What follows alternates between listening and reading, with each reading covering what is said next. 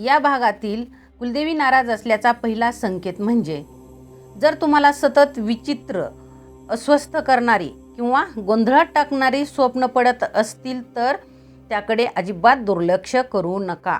हा कुलदेवी नाराज असल्याचाच संकेत मानला जातो. जसं की स्वप्नात अंधार दिसणं, मंदिराचे बंद दरवाजे किंवा देवीसमोर पोहोचूनही देवीचं दर्शन न होणं. जेव्हा आपलं कुलदेवीकडे दुर्लक्ष होतं, आपलं लक्ष तिच्याकडं नसतं, तेव्हा ती आपल्याला स्वप्नात संकेत देत असते.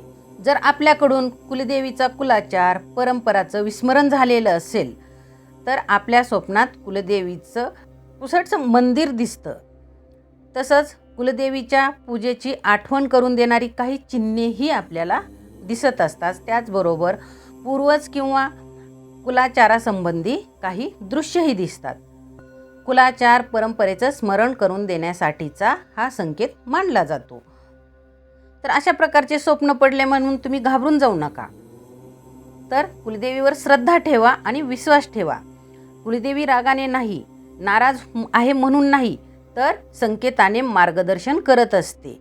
असेच आणखी कुलदेवीचे शक्तिशाली संकेत जाणून घ्यायचे असतील तर खाली दिलेल्या लिंकवर क्लिक करा.